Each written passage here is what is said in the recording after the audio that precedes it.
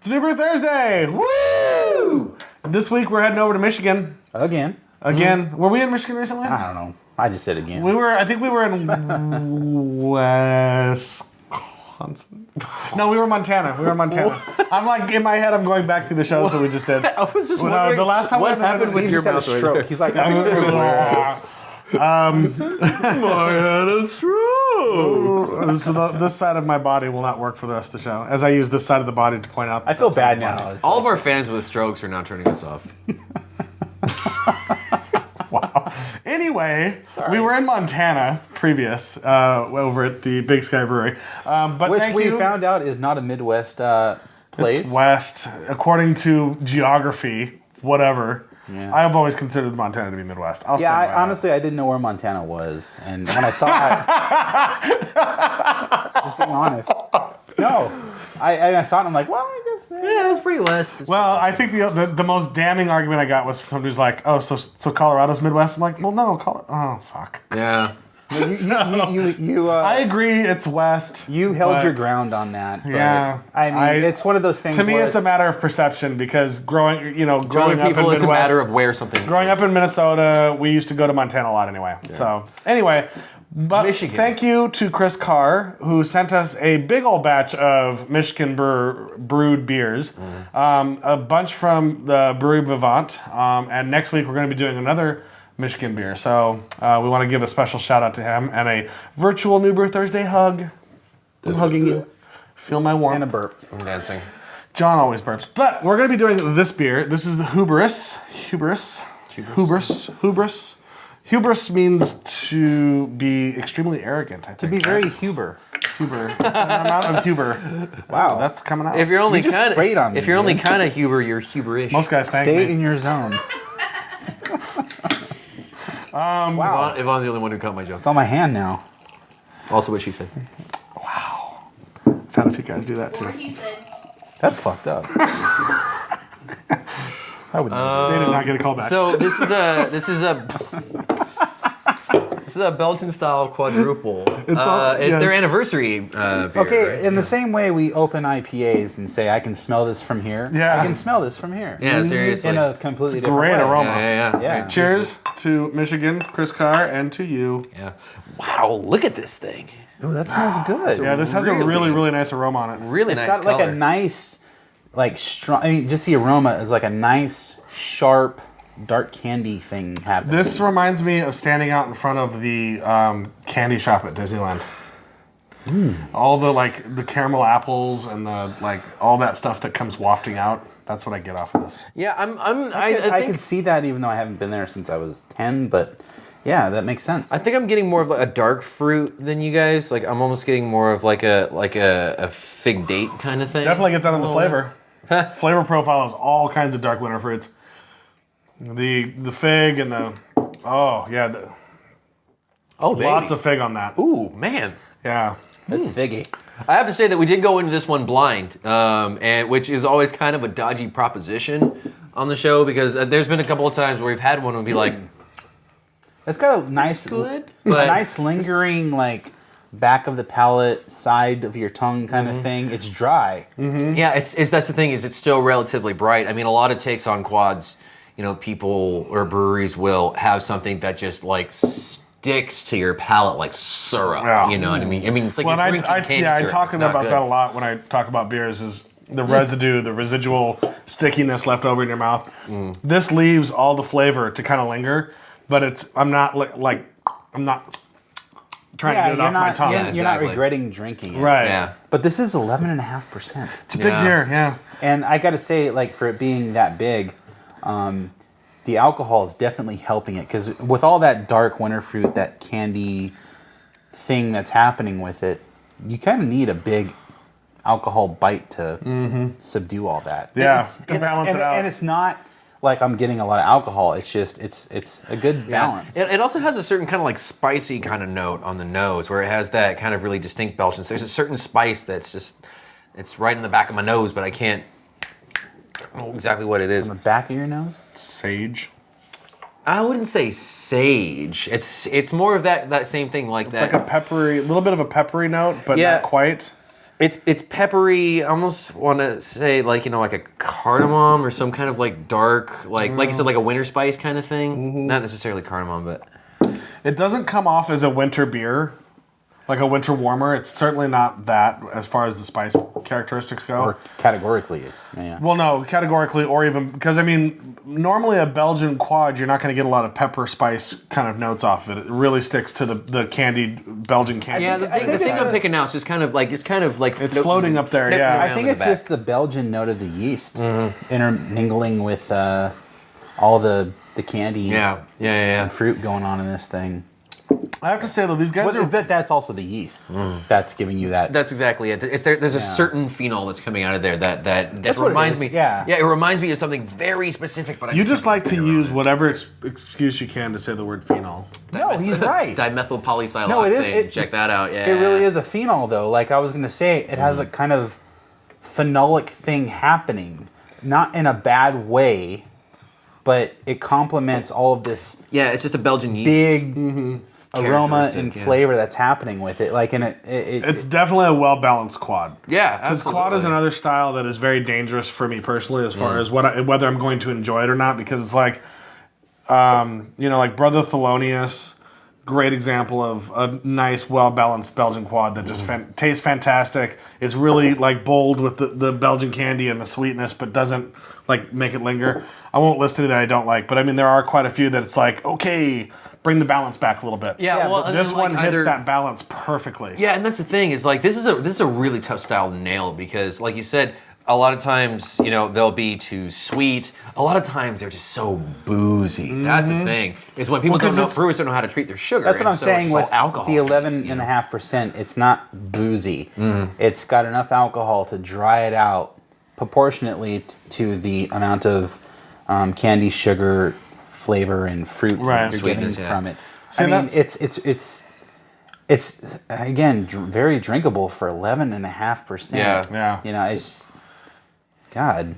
So this is a really interesting brewery. I like this brewery a lot just because they've kind of taken a lot of steps to go above and beyond what they need to do. Like, we're like we've talked about before, we're used to a lot of breweries that are like, we can afford to do this, and it's basically an industrial space, and we're putting some tanks in and a couple of benches for a tasting room, and woohoo. They went out and found this like 80-year-old building that was not, or actually older than that, but I think it may be evacuated for 80 years. I'm not really positive on that, but basically it was an obsolete building in a historical district that was also in a neighborhood zone for neighborhood stuff. So they had all this stuff going on. Then they were like, hey, we're going to get a LEED certified, which is a green certification to show environmental awareness and whatnot. Which I'm sure they got many tax breaks for.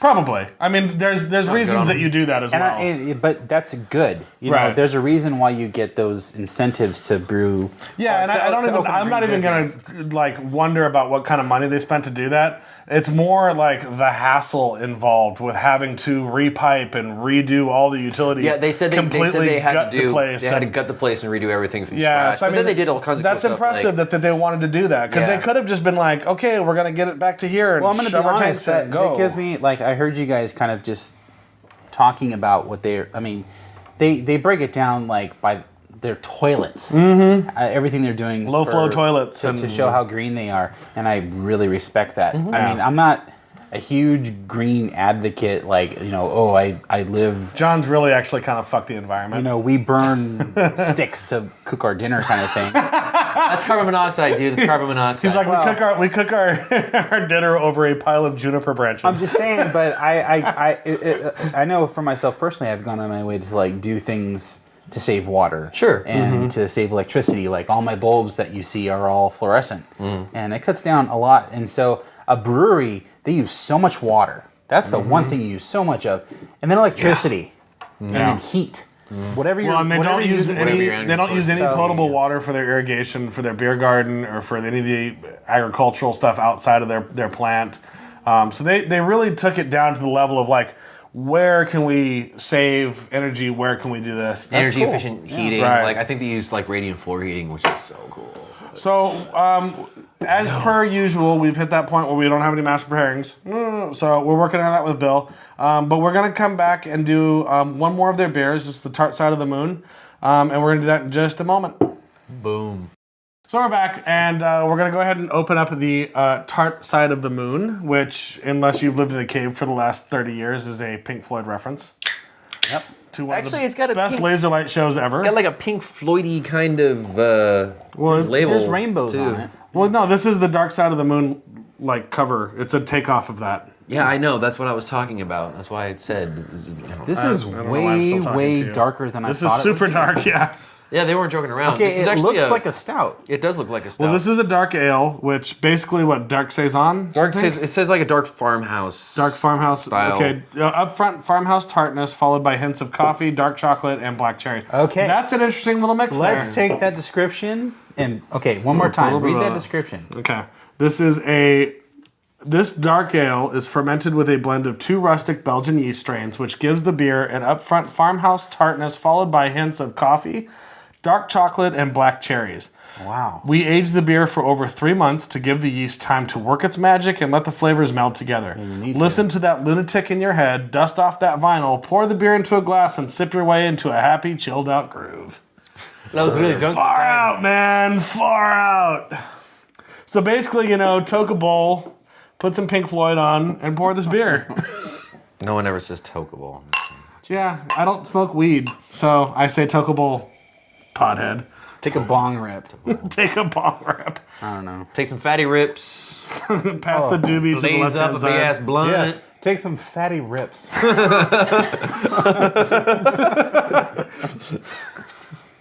It smells great. Yeah, this is another, man, they hit the aroma really good on their beers. I get a nice roastiness, but I think I haven't tasted it yet, but I definitely get the cherries. I think, yeah, I'm getting that cherry kind of sweet, fruity thing happening. Almost like a really good bonbon. Yeah. That is tasty. Yeah. That is quite tasty. Yeah, they actually hit the description pretty dead on. Ooh, yeah, that's good. Yeah. All right, so I'm going to say that this is fast becoming one of my favorite breweries in Michigan. And that's a big statement because there's a lot of really good breweries that's there. That's a bold statement. But you know what? I mean, besides the fact that their beer is really good, they're environmentally sound, and they do charity work. Yeah. And you know what? They donate to LGBT causes and women's rights causes. So good on them. Yeah. And they make tasty beer. Among other causes, but those are the ones that stuck out to me. And they 'cause make good beer. I'm gay and I like women. No, I mean, just to get further into the... You're gay and you like women. I appreciate women and their. I'm straight and I love women. Yeah, I appreciate what they give to society. I got nothing. No, I this was gonna smells throw great. some- I mean, Yep. it's... Honestly, when I heard the description, I thought of, the brewery's Tart of Darkness. That was my thought too. Yeah. But... This is different. The Tart of Darkness is like a more acidic, sour stout, I guess, where this is more of a black saison kind of thing. Yeah, and it's So you get that kind of tartness on the palate, but it's not where it's like Yeah. it's like it's almost It's not stripping in that same kind of way. And I think for me, and this is being said with the forefront knowledge that everyone should know, is that I love Tart of Darkness. It's a fantastic, phenomenal beer. It really it's is, super yeah. delicious. It's one of the brewery's best beers that they did I make it sound like it was a bad beer? No, but I'm about to, and I want to clarify that that's not what I'm getting at. Okay. But I know enough about the things that come out of my mouth that are like, no, it's not really how I meant it. Right. Yeah. Tart of Darkness almost seemed to me like they brewed a stout and were like, we should tart this up a little bit. And they did it really well, but it was almost like an afterthought. Get tarted up a bit. No. Right. I think that okay. Now you're getting to the brewery. That's one of my favorite beers from the brewery. Period. I've turned people on to sours from that beer. Right. And that's a well done beer. It is. So I wouldn't say that the souring process on that beer is. And that's why I totally put that ahead of point was because I was that's like, my disclaimer. right. And my thing is it's a fantastic beer, but I almost feel like the tart was added secondarily to it. Whereas with this, the tart is so much more integrated and so much smoother to me that I really feel like Okay, stop. Just stop. Don't say that the tartness on Tart of Darkness was secondary. It was meant to be that way.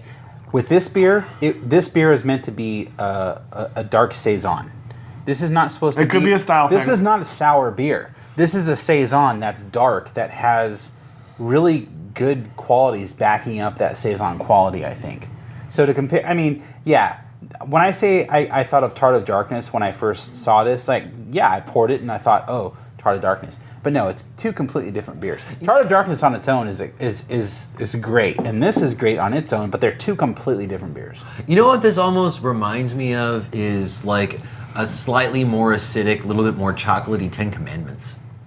Oh yeah, Where definitely. it has that same Belgian quality. It has that same kind of yeastiness. It's a little bit rustic and funky. I would say Obviously- an aged Ten Commandments, because the fresh Ten Commandments you don't get any of the real tart off of it, but if you age it out for a while, you get that tart quality to Well, it. and also with Ten Commandments, it definitely has the spices. It has like rosemary and stuff like that in it. But it has that same kind of like rustic, funky, Yes. but dark Belgian thing. That's a good way you to know? put it. The rustic Belgian quality. You know, I encourage anyone. I think Tart of Darkness for the brewery is a production brew now at this point. It started off as a Provision Series brew, and now it's production, and it's still very limited as a production brew. But trying that beer, you definitely see the difference between a sour stout, I guess. I don't even know.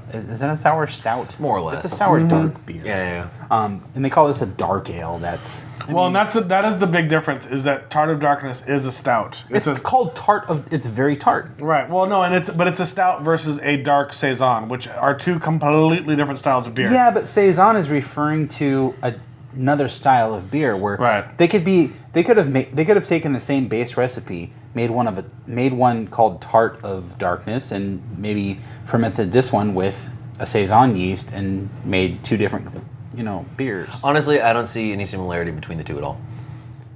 The only thing that I brought this up for... Bring a bottle out. Wait, no.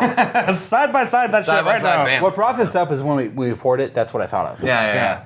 No, and I mean the Well, flavor profiles. conceptually in the flavor, name. yeah, the flavor profiles are significantly different enough, which is why I was making the point that I was making, is that I thought that this is more of a integrated, well melded together version of a beer that's like, okay, we're doing the very we're doing the roasty, dark chocolatey notes of a dark beer, because this is not a stout, it's a saison, so you're not going to get the heavy malt bill that you would with a stout. Well, it's pretty stouty though. I mean, it's funny because I'm surprised at how with this at how much It's like stouty because you're chocolate getting the notes are roasty coming and the out. Yeah, yeah. chocolateness and whatever, but That's you're what I'm not getting saying. the weight of that malt bill that you would get off the stout. No, which you are though. They're calling it a dark ale, and if you go by the Brewers Association or BJCP, a dark or a black, is it a dark ale or a black ale that they call it? It's they're calling it all. This kinds is of things. dark ale is not a style. Well, Yeah. God damn it. I'm getting lost in my thoughts here. Yeah, I know. Seriously, we're No, but we're I kind mean- of all over. We're very excited about this beer. yeah, based on the point. seriously, it's generating a lot of debate. That's for It's sure. it's blowing our minds, I think. Yeah, no, this is definitely a very What's the impressive ABV beer. on this beer, by the way? 9 something. Jesus. It's like And it they does don't the do same small thing. beers in the Midwest. They're like, what? You drink a beer for a reason. Get to that reason, bitches. Can you brew this a little lighter? No. Well, and that's the thing. It's same thing. I mean, it's like what 9.5, 9.8, something. No, like I that. mean, Not a 9.8. not a The hint. the Not a alcohol in hint of this the alcohol. just plays perfectly into Yeah. it. This is again very No, well I'm not balanced. saying the really alcohol well done. content is hurting it. You just don't want to be drunk in 2 minutes. It's hurting me. I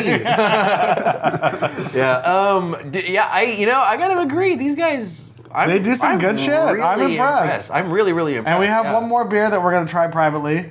So you'd have to check the Untapped feeds to see Yeah, what we dude. think I of mean, it. Good Vivant. Good job. on you, yeah. Yeah. And Chris, thank you so much, dude. Like this was a win. This Yeah. is perfect selection of This what you could have is sent what us. we need at this point. Right. This is We've beautiful. never heard of this place. We will never, ever. Yeah. Well, Well, hopefully I'll be someday. there. I'll be there because I'm going out to the if- Midwest soon anyway. but so. if not knowing for it now, like, would we ever go there? Yeah, Who knows? true. You know. Well, that's the thing. You go to Michigan, you think of what? Bell's. Yeah, Founders. Jolly Pumpkin. Jolly Pumpkin. Yeah. It's like, and then there's this place here that's like, you know what? Hey guys, we're brewing good beer. What's up? Exactly, and that's. I mean, And according to their pictures, their tasting room looks pretty fucking amazing. Yeah. I might want to say a prayer in there, but Could you imagine if Jelly Pumpkin and Brewery Vivant combined their powers? it'd be like Voltron. It would be the most epic thing ever. If that hasn't happened, you guys need to make it happen. yeah, do a collaboration. The 5 greatest breweries of Michigan should join forces and create a Voltron beer. No, just Vivant. Call it Voltron. Call it Voltron. Anyway, So anyway, again, Chris, thank you so much. Very, very awesome of you. We really appreciate you sending out the beer. Vivant, cheers. And we're happy to be in Michigan again. We love Michigan beers. You guys are doing really great stuff out there. Vivant, cheers we'll to see you. you again next week. And until next week, stay safe and drink beer.